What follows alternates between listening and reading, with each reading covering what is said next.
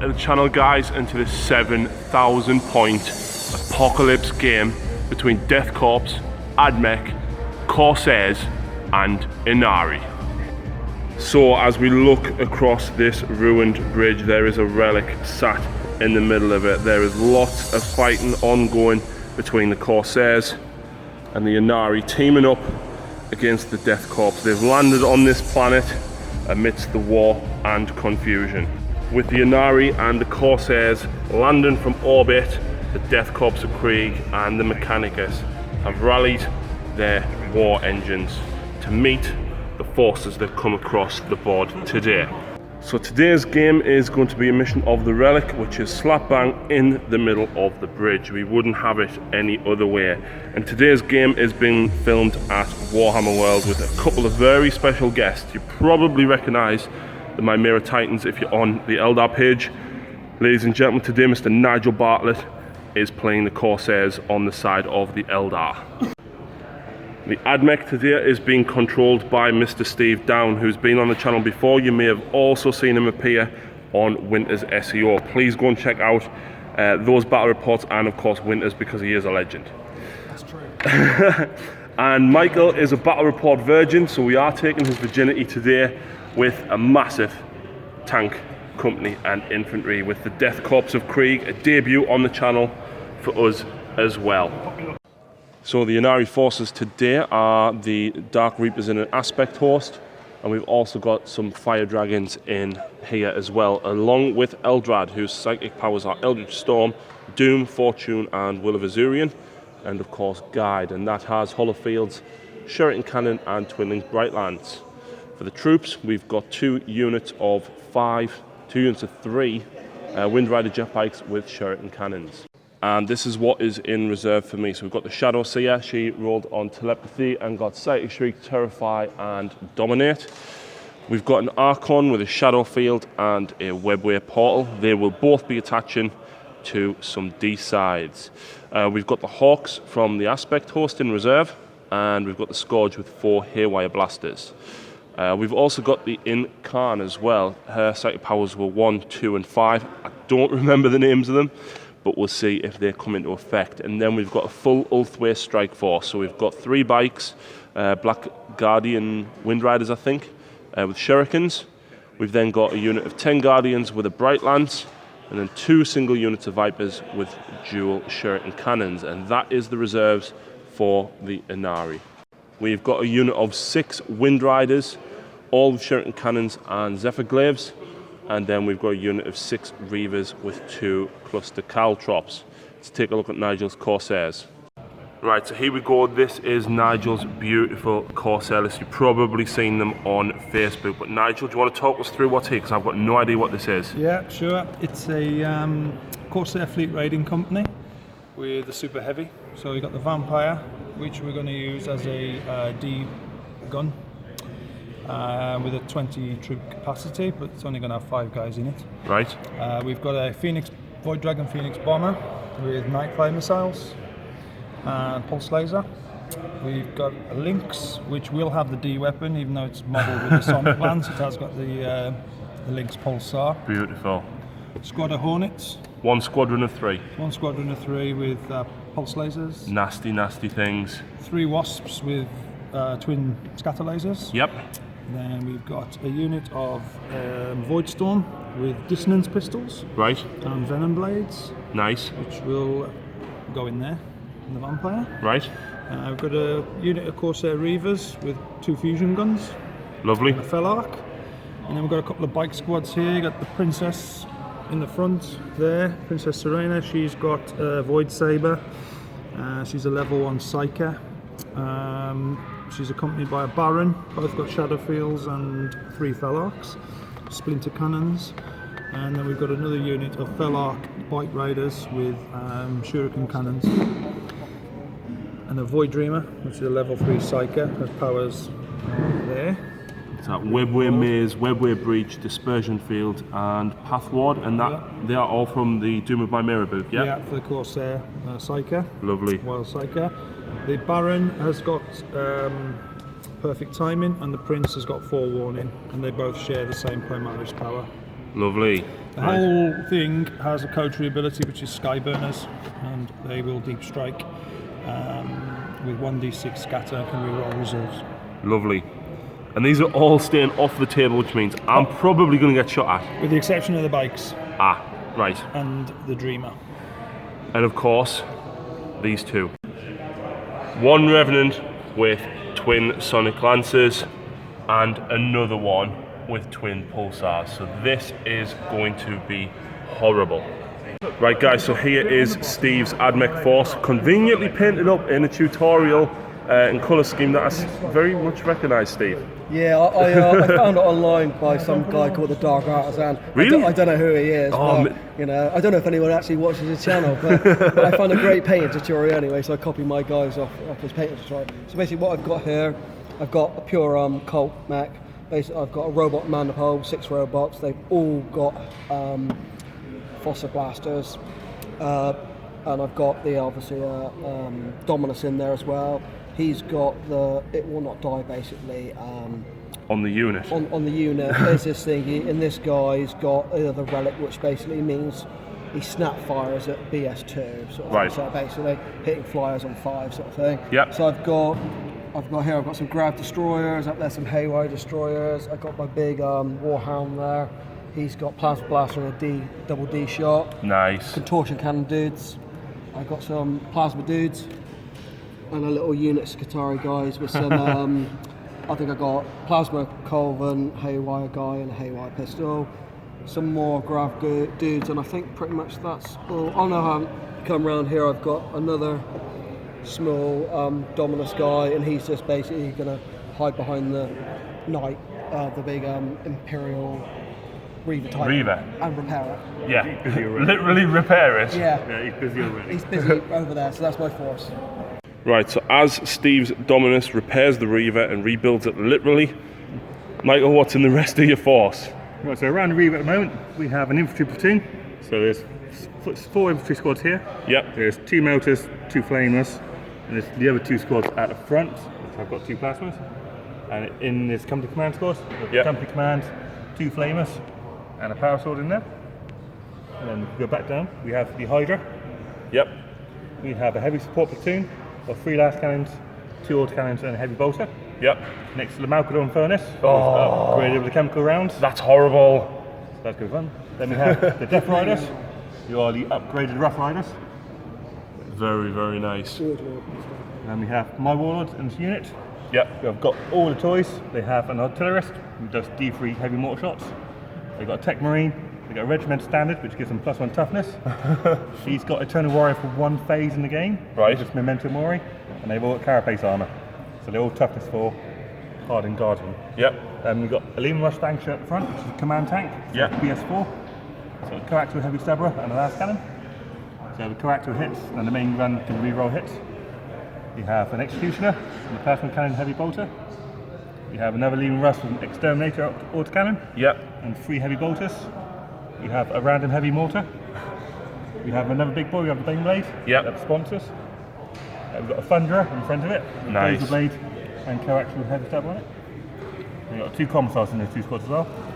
You have a Quartermaster and his retinue over there. Yep. Give up a 6 health through a pain bubble. A Hellhound with Dozer blades. Yep. You have a Storm Chimera. Yep. Which has got 10 Grenadiers in it. Yep. Little, I forgot what's called now, Centaur artillery tractor. Is that an actual Games Workshop model? That is a 4-door model, yeah. Wow. He tows all the heavy stuff, so it needs to be, they can move them out around. Right. Sort of transport of 5 as well. Then we have a Punisher tank with 3 heavy bolters. Yep. Got another Storm Chimera. Yep. And to the left there is a Griffin with carcass shells. Right. Carcass shells get hot, but they ignore cover. Ah. And shred. Oh, And that's 5. awfully convenient against bikes. For 5-10 points, it's What brilliant. ignores cover? The Griffin over there has got a carcass shell. Possibly gets hot. And then right over to the far left we have 2 float guns. All maxed out. And then, of course, when the Dominus finish fixing them, we've got the rest of got a the Reaver. Reaver. What's on the Reaver though? The Reaver's got the laser blaster, the Gatling blaster, and the Apocalypse missile launcher. And then in reserve, In reserve we've got a Hades, which is a digger machine, accompanied by 10 engineers. One's got a demo charge, and they've all got carcass rounds on their shotguns, so they all got shred. Then we have 2 units of grenadiers. These are BS4. One has a meld gun and flamer, and the other one has a grenade launcher and flamer, and they're both in the chimeras. And finally we have the thunderbolt. 2 twin-lit autocannons and twin-lit las cannon. Nice. So because it is such a massive game today, we've both just deployed at the same time and rolled off to see who goes first. I rolled a 2, and then Steve conveniently rolled a 1, which means we get to go first. There is 2 warlords on each side. So my warlord was Eldar.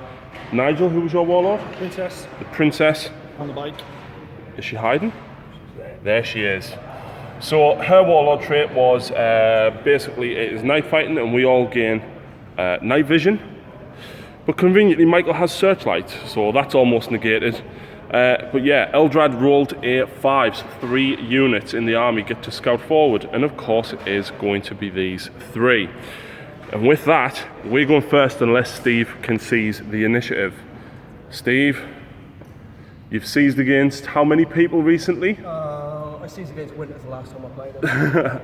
So On a 6. 6. Don't do it. Don't Watch do it. this. Oh! Right, Eldar, turn 1. Right, so in the movement phase, you can see that everything has pushed up. We've done turbo boost at the same time. All of the Ynnari bikers have pushed forward, scouting around this side because they want to ignore the conveniently placed Malkador over that side. But these ones with the Ulthway bikers, they've dropped in straight in front to potentially try and take out these Thud guns. And there's a Viper conveniently at the back here as well. Over the other side of the table over there, the Fire Dragons in the Wave Serpent have turbo boosted, trying to get close at the Malkador, and it's their job to take it out.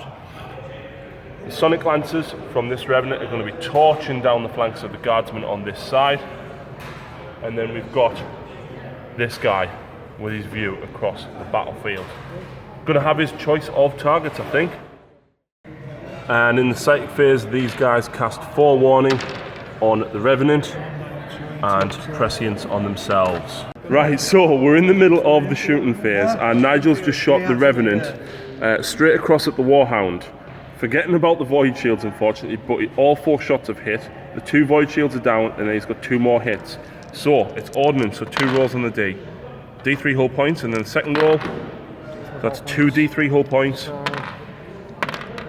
While at this side, the Pulsars managed to kill a couple of the Death Riders, the Heavy Bolter, I think it was, and a few of the command squad there. Everything's past the pinning check though, and 2 hull points have gone from the Malkador.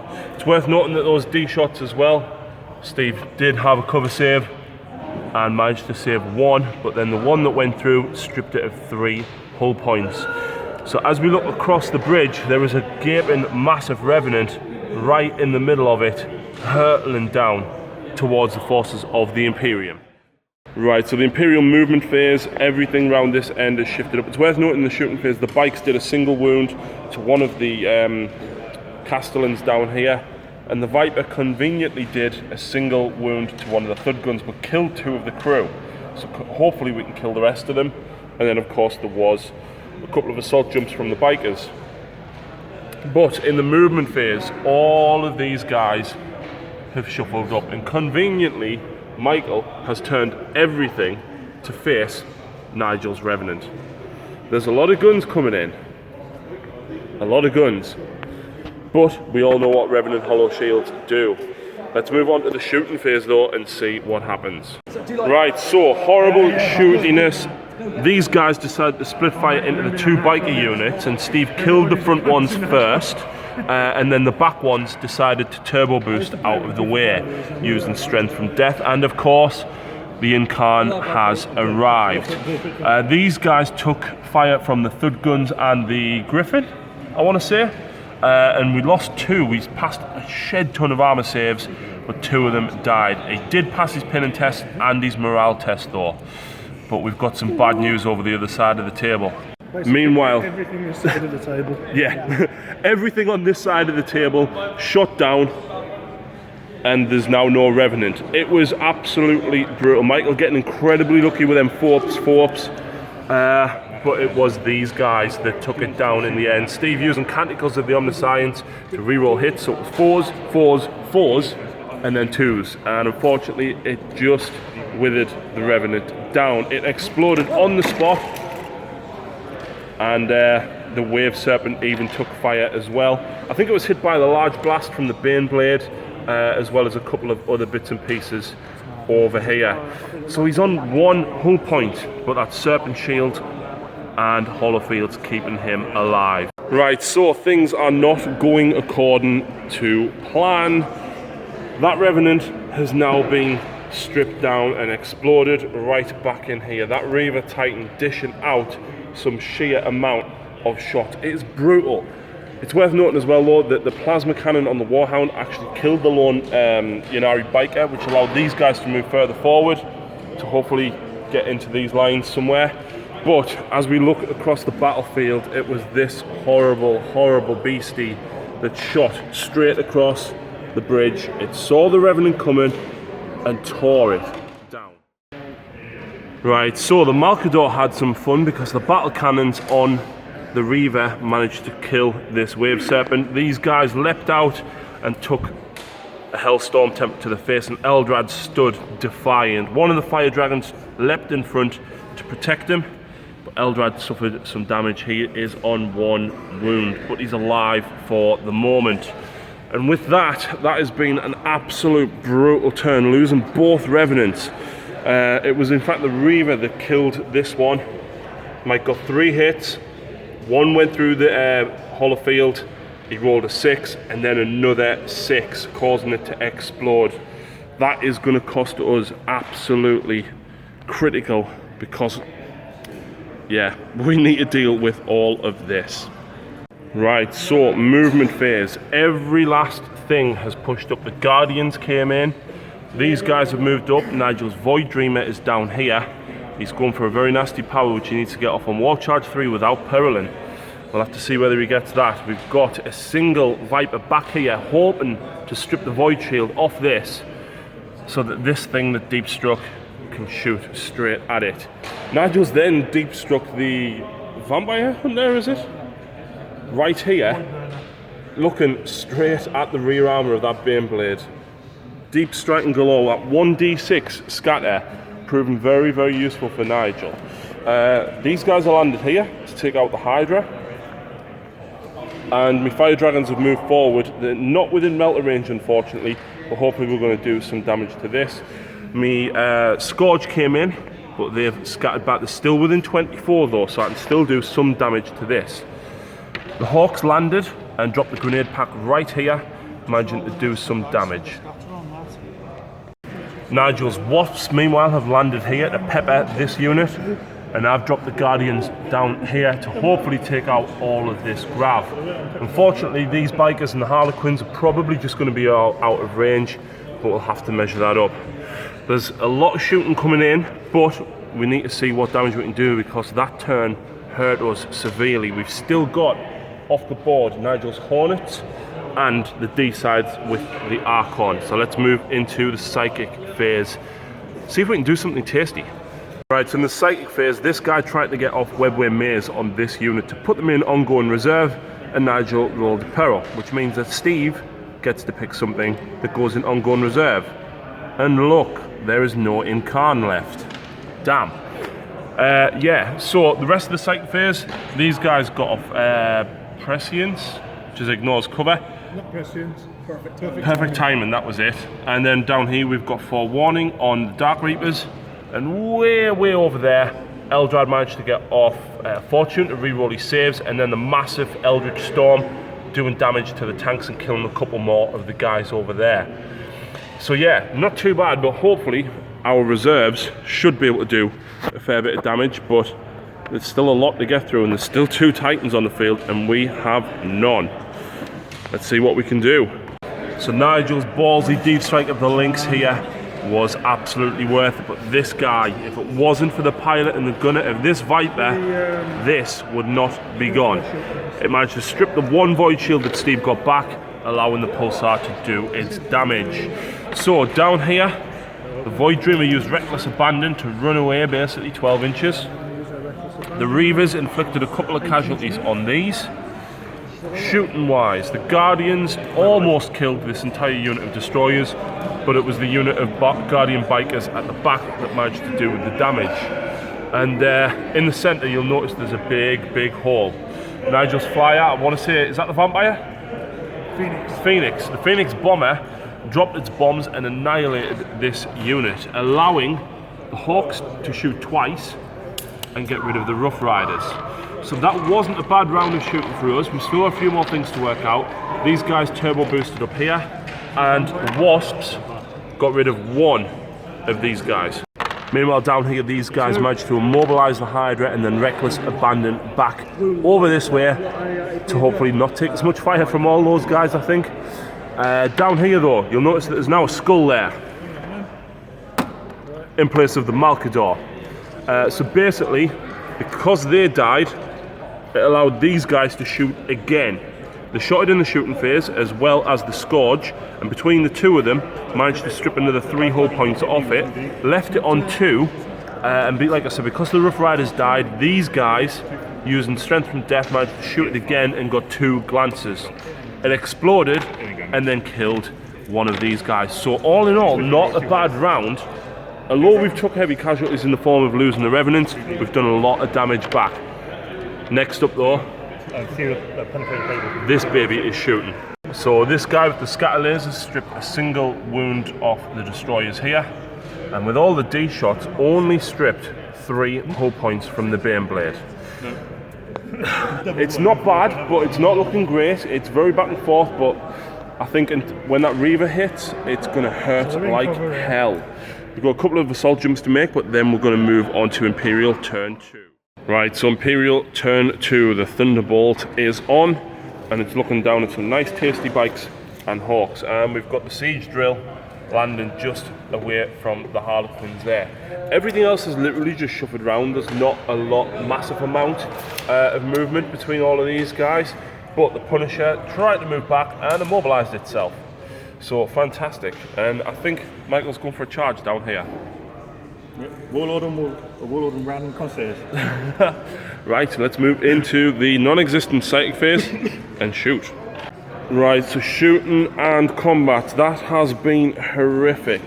The amount of dice they poured in at the Reavers here, and then the Castellans charged in and smashed them, allowing the remaining Guardians to do a couple of wounds there. These guys and the gun there managed to take out quite a few of these. Nigel took so much firepower on the Wasps here and lost only one of them. There was shots galore, the Baneblade, the Chimeras, everything possible basically poured in, and he only lost one. So over this side, things aren't looking too bad. We did lose the Viper, and the Incarn popped up here because she wants to start wreaking some havoc with the guys down here.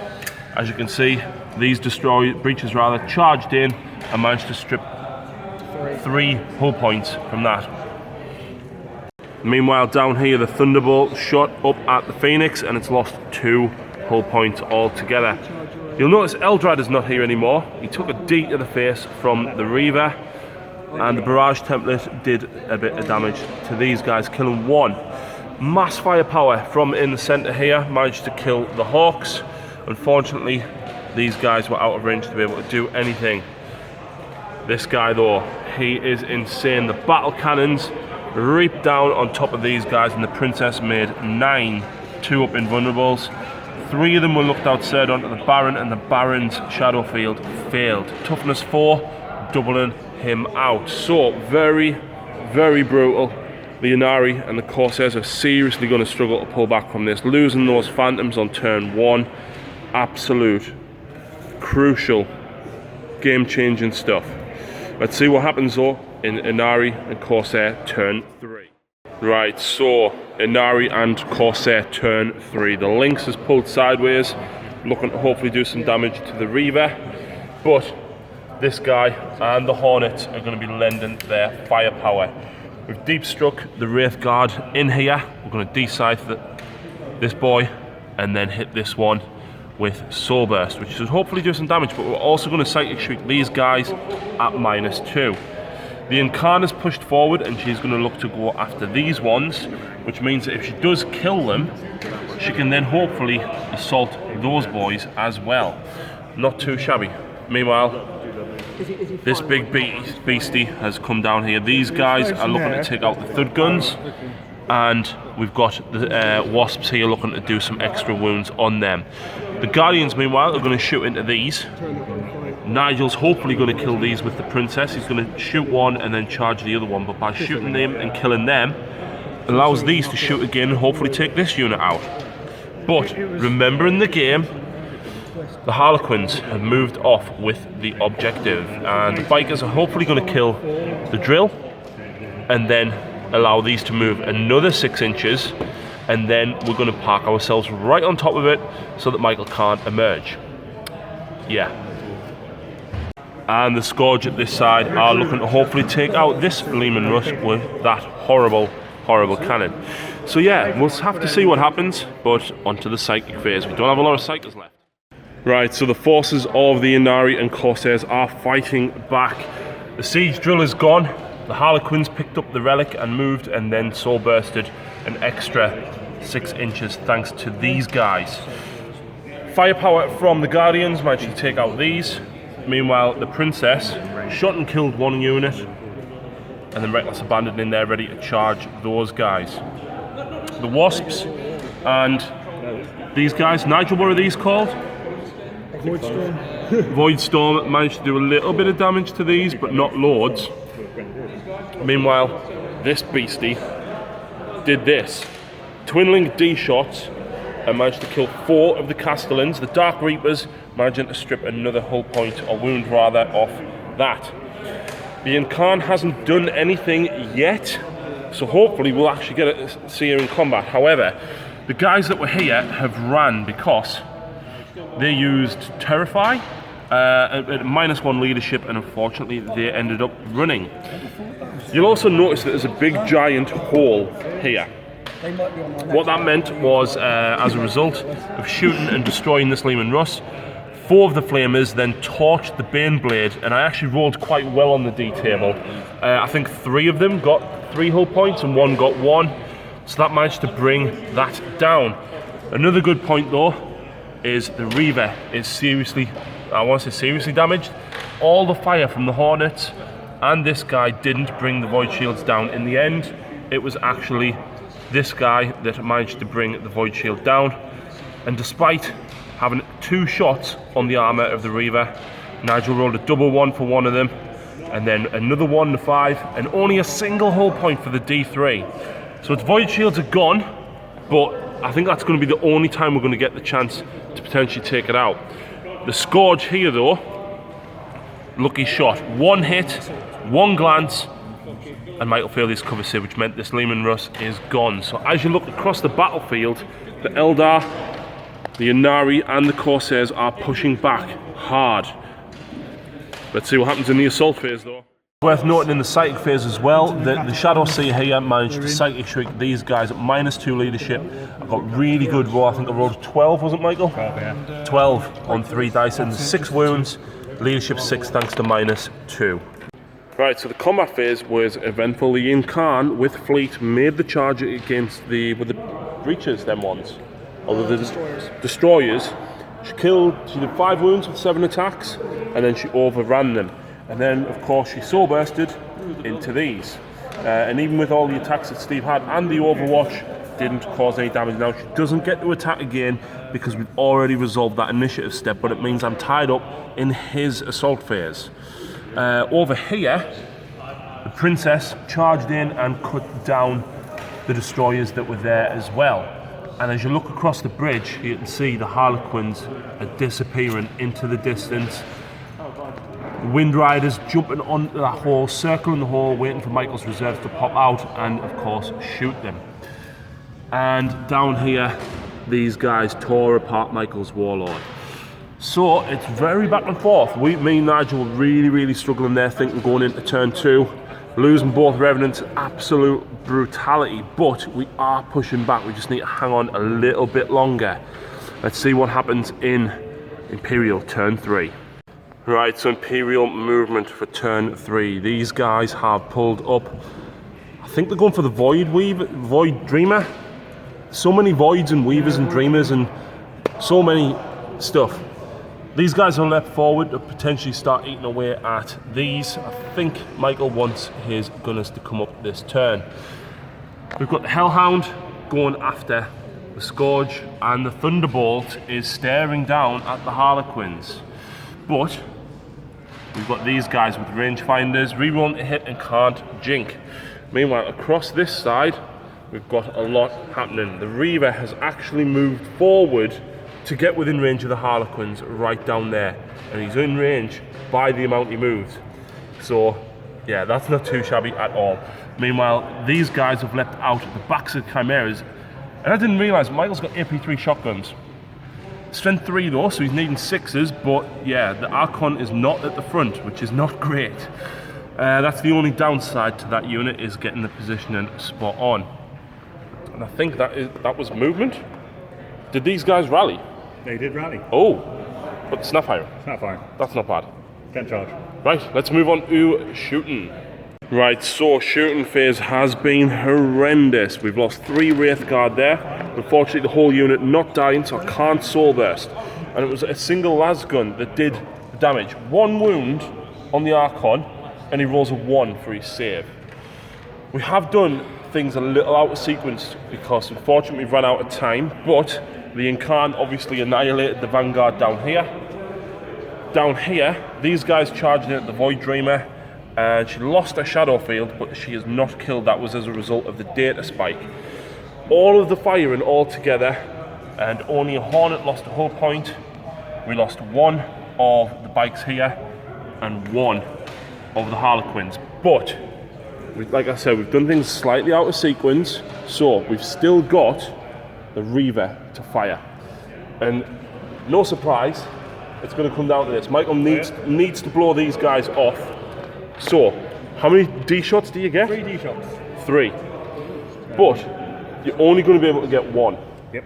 So you need to hit 2 and then not roll 2 1s. Right, so let's get Michael in here. And we've measured it, and like I said, he had to move it forward so that it was within range. So, BS4. BS4. What's that? Yeah, that's a hit. Second one. And of course I'm going to jink. That's a bang on. So that's 2. Third one. 3 inches. It's 2.5 inch template, so you're still going to hit the bike. So I'm jinking. 3 rolls on the D table, Michael. 3 Ds.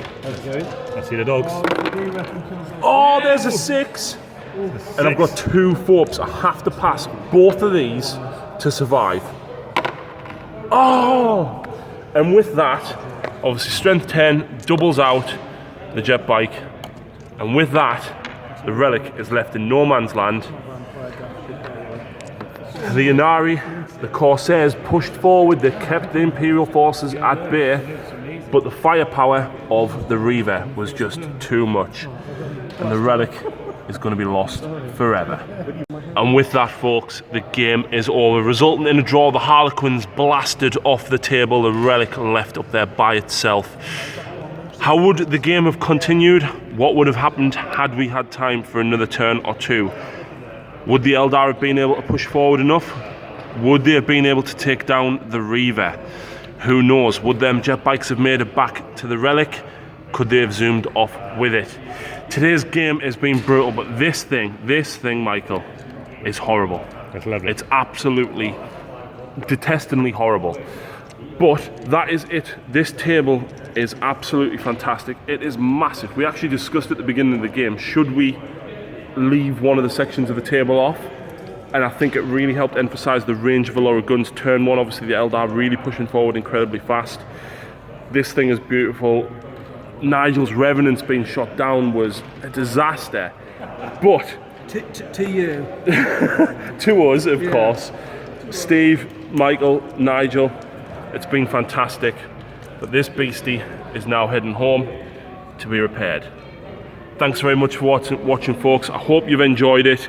Please let us know what your thoughts are. And if you want a game at Warhammer World, drop me a message and I'm sure we can try and arrange something. Lads, it's been an absolute pleasure. Thank you very much indeed, and we will see you next time.